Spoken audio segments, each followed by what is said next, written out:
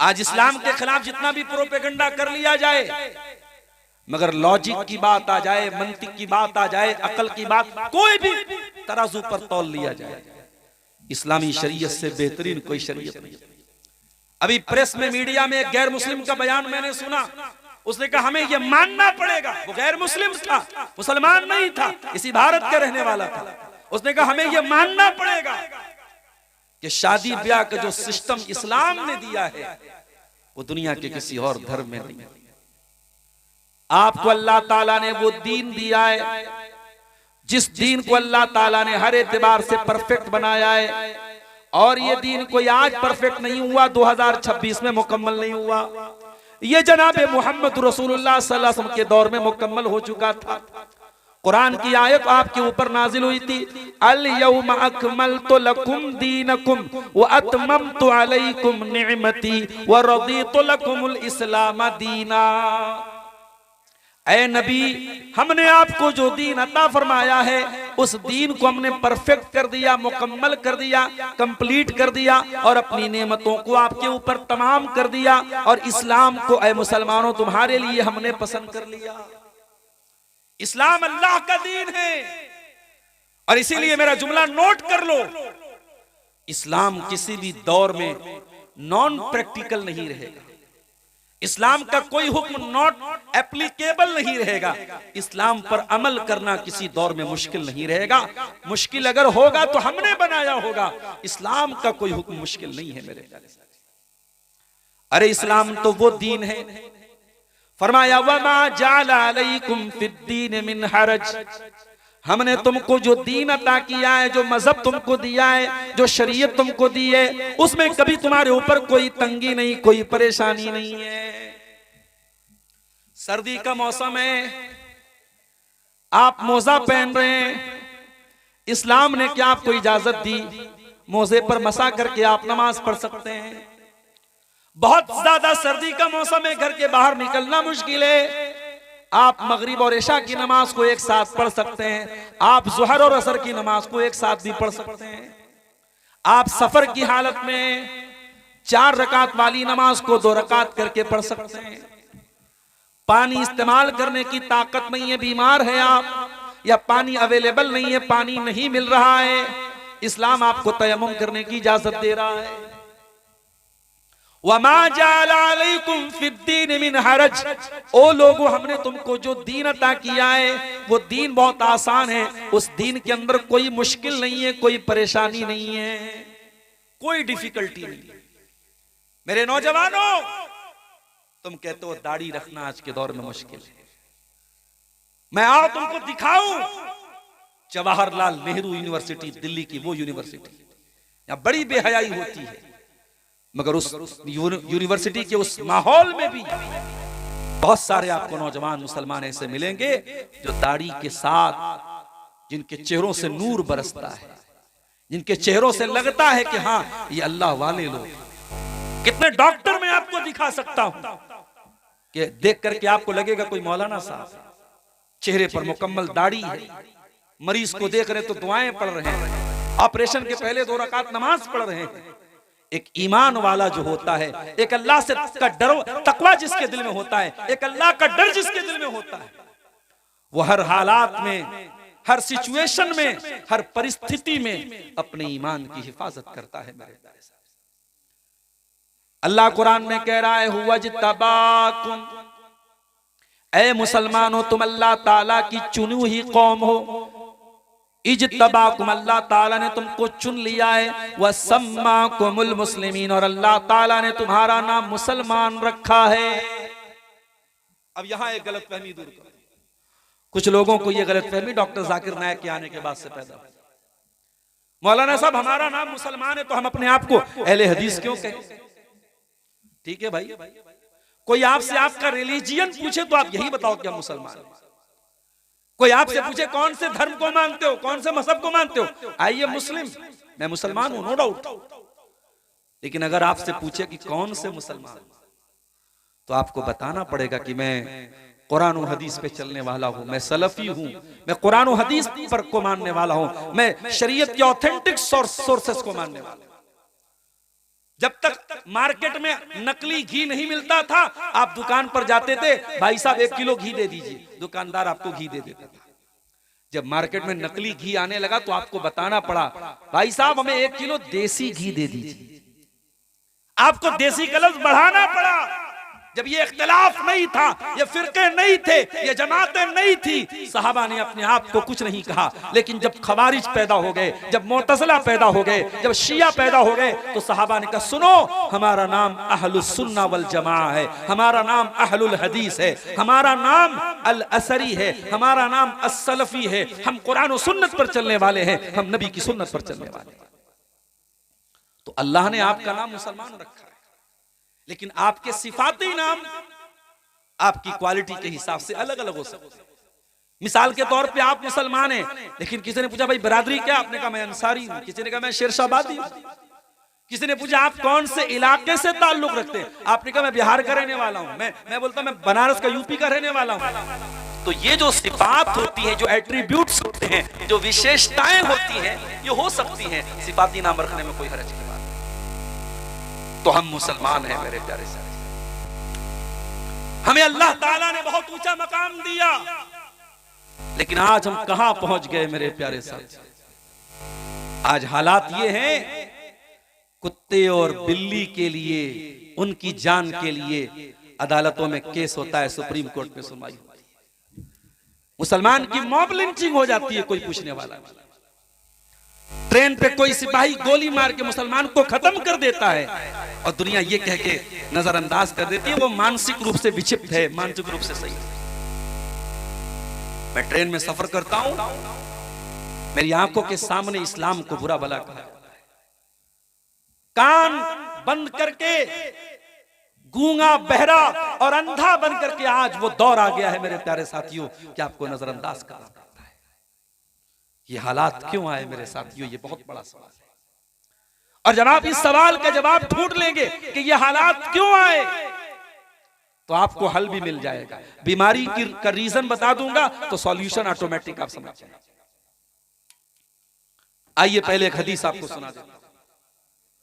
अल्लाह के प्यारे नबी फरमाते हैं, अबू दाऊद की सही रिवायत है, यूशिकुल उमम अन तदा अलैकुम कमा तदा लकलतु इला कसातिहा। ऐ मेरी उम्मत के लोगों, वो जमाना करीब है जब दुनिया की सारी कौमें तुम पर टूट पड़ेंगी, जिस तरीके से खाने वाले प्याले के ऊपर बारी बारी टूट पड़ते हैं। सहाबा ने पूछा मिन किल्लतिन नहनु यौमइज़िन या रसूल अल्लाह, अय अल्लाह के रसूल क्या हमारी तादाद कम होगी उस वक्त? आपने फरमाया नहीं, तुम्हारी तादाद बहुत ज्यादा होगी। वलाकिन्नकुम गुसाउन का गुसाइस सैल, क्वांटिटी तो होगी, क्वालिटी नहीं होगी। तादाद तो बहुत ज्यादा होगी, तुम्हारी तादाद कम नहीं, करोड़ों में तुम्हारी तादाद होगी, लेकिन तुम सैलाब के ऊपर, पानी के ऊपर जो झाग होता है, तुम झाग की तरह बन जाओगे। अल्लाह ताला तुम्हारे दुश्मनों के दिलों से तुम्हारी हैबत को निकाल देगा, तुम्हारा रोबो दबदबा निकाल देगा, और अल्लाह ताला तुम्हारे दिलों में कमजोरी डाल देगा। सहाबा ने पूछा अल्लाह के रसूल कौन सी कमजोरी डाल देगा? आपने फरमाया हुब्बुद दुनिया व कराहियतुल मौत, तुम्हें दुनिया से बहुत ज्यादा लगाव और प्यार हो जाएगा, तुम दुनिया पर जान छिड़कने लगोगे, दुनिया से प्यार करने लगोगे। वह कराहियतुल मौत, और मौत से तुमको नफरत हो जाएगी, मौत तुम्हें नागवार लगेगी, मौत को तुम फेस करना नहीं चाहोगे, तुम लंबी उम्र, लंबी जिंदगी हासिल करना चाहोगे, तुम्हें मौत से डर लगने लगेगा। काफिर है तो शमशीर पे करता है भरोसा, मोमिन है तो बेतैग ही लड़ता है सिपाही। इकबाल ने कहा था, कौन सा मोमिन, आज के दौर का मोमिन जो किसी मामूली सी धमकी से डर जाए? मेरे प्यारे साथियों, अल्लाह के नबी फरमा रहे हुब्बुद दुनिया व कराहियतुल मौत, तुम दुनिया की मोहब्बत में और मौत की नफरत में तुम पिस जाओगे, उसी रंग में तुम रंग जाओगे। एक और हदीस सुनिए, अल्लाह के प्यारे नबी फरमाते हैं, इज़ा तबाया तुम बिल ईनती व अखज़्तुम अज़नाबल बकरी व रदीतुम बिज़्ज़रई व तरक्तुमुल जिहादा। 4 चीजों का नाम अल्लाह के नबी ने लिया। इज़ा तबायातुम बिलईनती, जब तुम कारोबार में चोरी करने लगोगे, फ्रॉड करने लगोगे, 420 करने लगोगे, 2 नंबर के काम करने लगोगे। आजकल हालात ये हैं, किसी मुसलमान से अकाउंट में पैसा लेना मुश्किल है। अकाउंट में पैसा आप ले रहे हैं, क्या पता कि वो कौन सा पैसा आ रहा है। अगर उसका पैसा गलत है, आपका अकाउंट फ्रीज हो जाएगा, अकाउंट में पैसा, सारा पैसा जो आपका फंस जाएगा, ब्लॉक हो जाएगा। कई केस हो चुके हैं मेरी मालूमात। आज मुसलमान के ऊपर भरोसा करने को तैयार नहीं है। साइबर क्राइम में, एटीएम चोरी में मुसलमान का नाम भी आता है। सूदी कारोबार में न मुसलमान पीछे न गैर मुस्लिम पीछे। अपने भाई की जमीन और जायदाद हड़पने में मुसलमान किसी से पीछे नहीं है। इज़ा तबायातुम बिलईनती, जब तुम कारोबार में फ्रॉड करने लगोगे, व अखज़्तुम अज़नाबल बकरी, और तुम गाय की दुम पकड़ करके बैठ जाओगे। क्या मतलब? यानी गाय, बैल, बकरी, मवेशी, दुनिया का माल, बस यही जमा करना तुम्हारा मकसद हो जाए। वरदीतुम बिज़्ज़रई, और जब तुम खेती बाड़ी पर मगन हो जाओगे, मेरे पास इतनी मकई का खेत है, मेरे पास इतना धान पैदा हो रहा है, मेरे पास इतना मखाना पैदा हो रहा है, मैं करोड़ों कमा रहा हूं, बस तुम अपनी खेती पर मगन हो जाओगे। वतरक्तुमुल जिहाद, और तुम जिहाद छोड़ दोगे। आज लफ्ज़ जिहाद को गाली बना दिया गया। मीडिया ने इतना प्रोपेगेंडा किया लफ्ज़ जिहाद का कि जिहाद का लफ्ज़ गाली बना। आज आप सोशल मीडिया पर, आप फेसबुक वगैरह पर देखिए, मुसलमानों का नाम नहीं लेते हैं ये इस्लाम से नफरत करने वाले, डायरेक्ट बोलते जिहादी जिहादी जिहादी। अभी बरेली का वाकया आपने सुना। एक कैफे में एक गैर मुस्लिम लड़की अपने मुसलमान दोस्तों के साथ बर्थडे मना रही थी। अब उन मुसलमान दोस्तों को भी क्या कहा जाए। वो बेचारे स्कूल और कॉलेज में जो पढ़ते हैं तो सोचते हैं कि हम तो मादर पेदर आजाद हो गए, माँ बाप ने पढ़ने के लिए भेजा है, वहां वो पार्टी मना रहा है, हमें गैरों से क्या शिकवा है। आज हमारे बच्चे, हमारी बच्चियां तालीम के नाम पे क्या कर रहे हैं कॉलेजों में, आप जाके देखिए। जरा डॉक्टरों से के पास जाके पता लगाइए, मुसलमान जवान लड़कियां जाकर के डॉक्टरों के पास एबॉर्शन करवा रही हैं, उनके पेट में पलने वाले नाजायज बच्चों को खत्म करवा रही हैं। ये हमारी तालीमी इदारों का और हमारे बड़े बड़े कॉलेजों और यूनिवर्सिटियों का। अल्लाह माफ करे मेरे प्यारे साथी। वज़ा में तुम हो नसारा तो तमद्दुन में हुनूद, ये मुसलमान है जिन्हें देख के शर्माए। गैर मुस्लिम लड़की थी, उस लड़की के मुसलमान लड़कों से दोस्ती, बर्थडे की पार्टी कर रहे थे। इस्लाम में कोई बर्थडे की पार्टी नहीं। मन तशब्बह बिकौमिन फहुवा मिनहुम, जो किसी कौम की नकल करेगा उन्हीं में से रहेगा। बच्चे से बहुत प्यार है, पैदा हो जाए 7वें दिन अकीका करा, 7वें दिन अकीका नहीं करवाएंगे। मौलवी साहब क्या बताएं, मेरी बहन बहुत दूर रहती है, बहनों ही बहुत दूर रहते हैं। अरे अल्लाह के बंदे, तू अकीका 7वें दिन कर दे, दावत बाद में दे दे। दावत देने के लिए पूरी जिंदगी पड़ी, अकीका पे दावत देना लाजिम थोड़ी है, जरूरी थोड़ी है। असल चीज है कि जानवर ज़बा होना चाहिए। अकीका नहीं करेंगे साहब, बर्थडे खूब मनाएंगे। होटलों में चले जाओ, मुसलमान अपने बच्चे को लेके आता है और केक लगी है और केक के ऊपर मोमबत्ती लगी है और हैप्पी बर्थडे टू यू हो रहा है। करने वाला भी मुसलमान, बच्चा भी मुसलमान, माँ बाप भी मुसलमान। हम ये कहते हैं मेरे भाई, अपने बच्चों को तुम रोज केक खिलाओ, हमें केक पर एतराज नहीं है। अपने बच्चों को रोज प्यार करो, प्यार पर एतराज नहीं है। एतराज है ये बर्थडे मनाने का जो चलन है, ये जो कल्चर है, ये इस्लाम का कल्चर नहीं। मेरे नबी से ज्यादा कोई बच्चों से प्यार करता था? मेरे नबी तो बच्चों से इतना प्यार करते थे, अल्लाहु अकबर।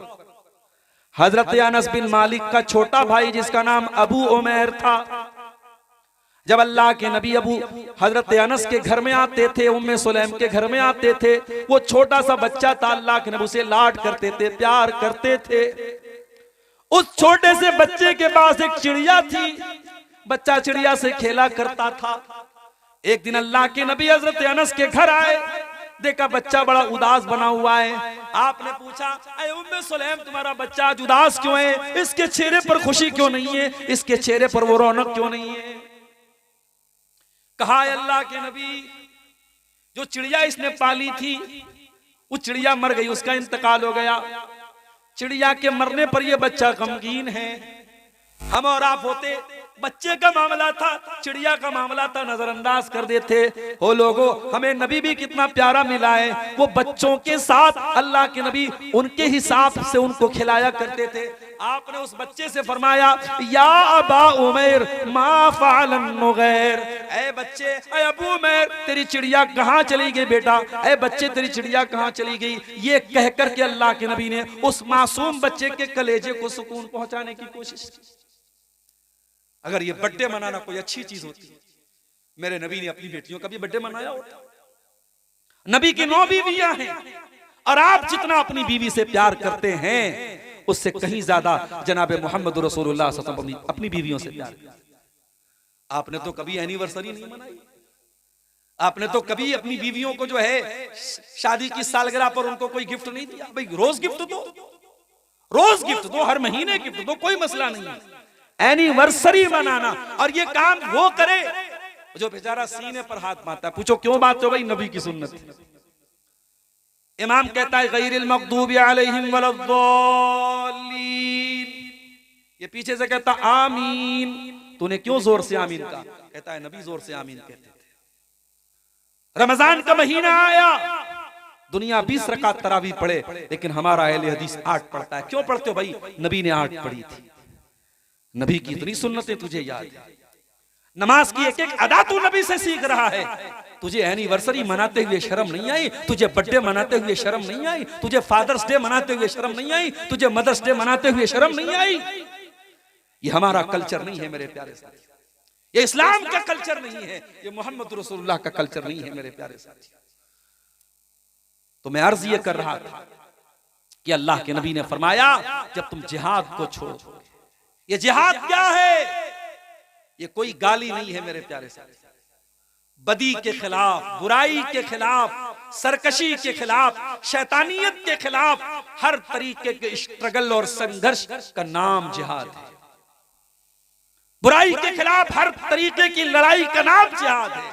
वो जबान से भी हो सकती है, वो तलवार से भी हो सकती है, वो स्टेज के जरिए भी हो सकती है, वो जंग के मैदान में भी हो सकती है, वो कागज और कलम से भी हो सकती है।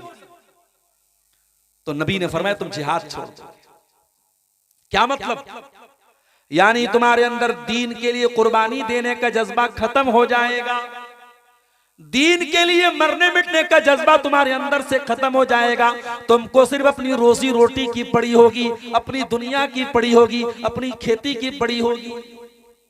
जब ये 4 काम तुम करोगे, कारोबार में फ्रॉड करोगे, अपनी गाय की दुम पकड़ के बैठ जाओगे, अपनी खेती बाड़ी पर मगन हो जाओगे और अल्लाह की राह में तुम जिहाद करना बंद कर दोगे।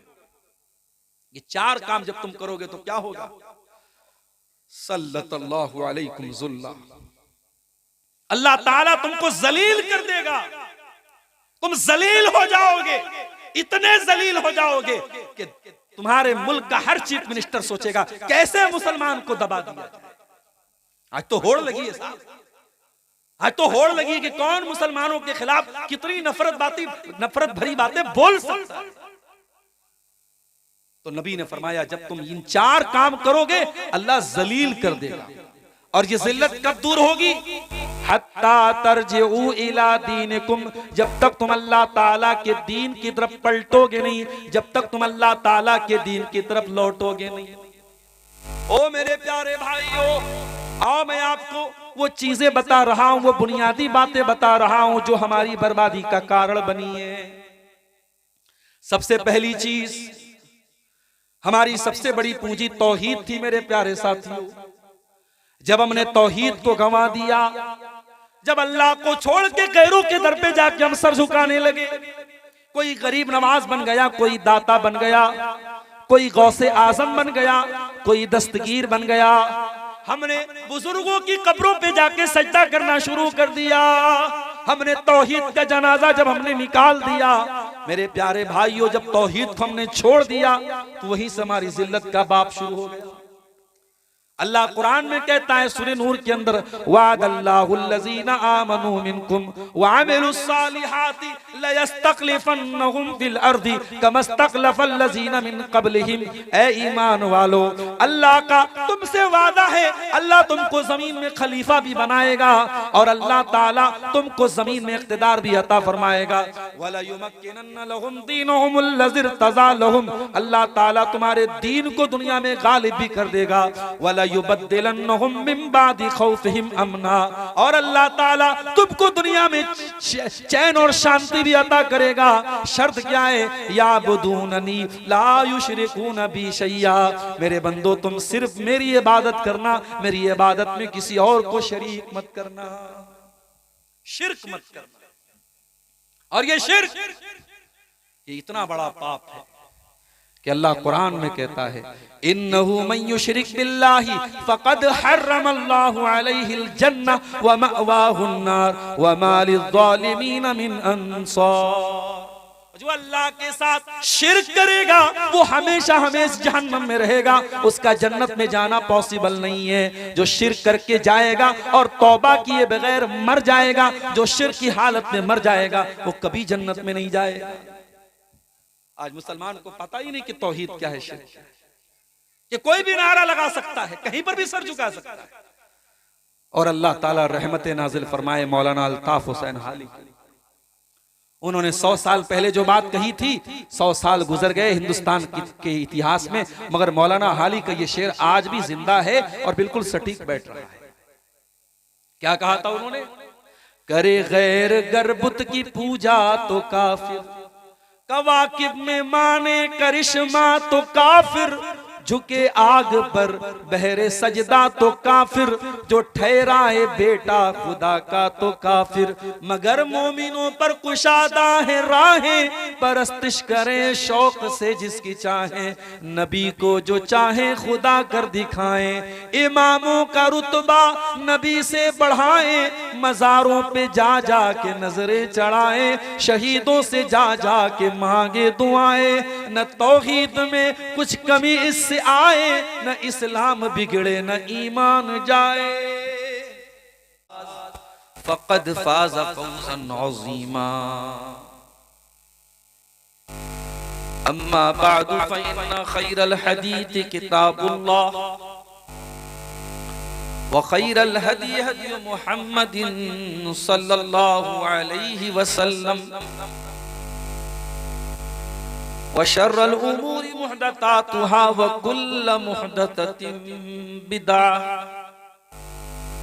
व कुल्ल बिदअतिन दलालह व कुल्ल दलालतिन फिन्नार।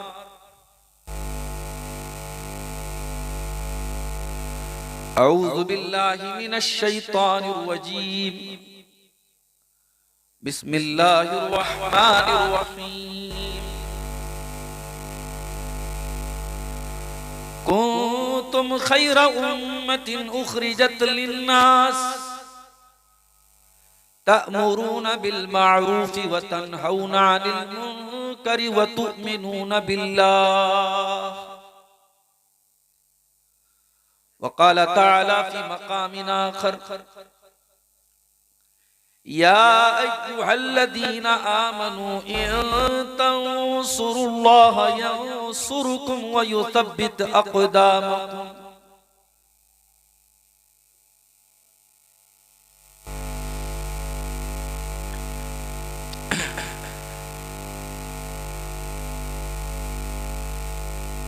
मेरे रब तू मुझको कमाल दे, मुझे रंजो गम से निकाल दे। मेरे रब तू मुझको कमाल दे, मुझे रंजो गम से निकाल दे। मैं हूँ पस्तियों में गिरा पड़ा, मुझे रहमतों से उछाल दे। मैं हवस की आग में जल चुका, मैं हवस की आग में जल चुका, तू फुहार अफ़्व की डाल दे। मैं हूँ रूसिया तू करीम है, मुझे नूरे हक से उजाल दे। तेरे वास्ते ही जीऊं मरूं, तेरे वास्ते ही जीऊं मरूं, मेरी फिक्र में वो उबाल दे। कोई शर न मुझको पहुंच सके, कोई शर न मुझको पहुंच सके, मुझे अपने जिक्र की ढाल दे। तेरे दीन की जिन्हें फिक्र हो, मुझे ऐसे अहलो अयाल दे। मैं हकीर हूँ ऐ अजीम रब, मैं हकीर हूँ ऐ अजीम रब, ऐ जलील मुझको जलाल दे। तेरी मासियत में हूँ मुब्तला, तेरी मासियत में हूँ मुब्तला, मुझे पस्तियों से निकाल दे। मेरे काम सब हैं बिगड़ चुके, मेरे काम सब हैं बिगड़ चुके, तू करम से अपने संभाल दे। तू जो खुश तो मुझको नहीं गरज, तू जो खुश तो मुझको नहीं गरज, तू उरूज दे की ज़वाल दे।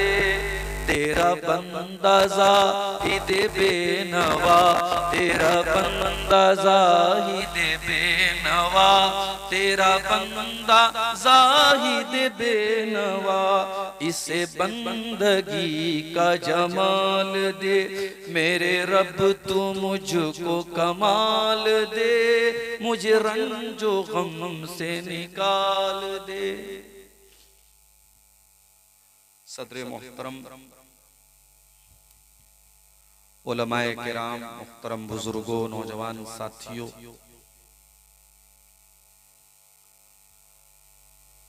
नीमा मनिहारी कटिहार के इस इलाके में मैं काफी अरसे से आ रहा हूं और सीमांचल का ये इलाका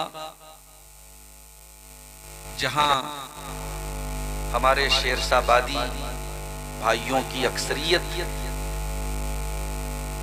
इस इलाके में कहीं कहीं झारखंड से हिजरत करके आए हुए अंसारी बिरादरी से मुंसलिक लोगों की भी आबादियां हैं। उसमें अररिया नेपाल बॉर्डर के इलाके पे कुछ गांव जो मैं जानता हूं, और उन इलाकों में से एक अहम इलाका आपका ये नीमा का इलाका है, जहां अंसारी बिरादरी के लोग अक्सरियत में हैं और उन्हीं के ज़ेरे एहतिमाम यहाँ जलसे और प्रोग्राम मुनक़िद होते हैं। आज का ये प्रोग्राम हम सब के इंतहाई मोहतरम आपके इस गांव के एक बहुत ही मुअज़्ज़ज़ आलिम दीन, जिन्होंने एक तवील अरसे तक हिंदुस्तान के मारूफ दीनी इदारे जामिया मोहम्मदिया मंसूरा मालेगांव में एक बेहतरीन उस्ताज की हैसियत से खिदमत अंजाम दी।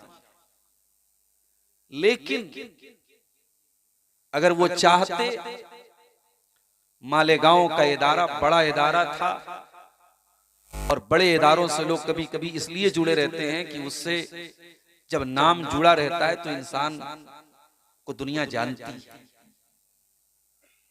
लेकिन शेख ने अपने गांव में, अपनी अंसारी बिरादरी के बीच में ये जरूरत महसूस करते हुए कि आज के इस दौर में जब तालीम के बगैर कौमें अपाहिज हो जाती हैं, और जिस कौम के पास तालीम न हो, जिस कौम के बच्चे पढ़े लिखे न हो, वहां बच्चे नहीं लेबर पैदा हो। बाप भी लेबर, बेटा भी लेबर, और फिर बेटे का बेटा भी लेबर, नस्ल दर नस्ल वहां लेबर और मजदूर पैदा होते हैं जहां तालीम ना हो, जहां पढ़ाई लिखाई।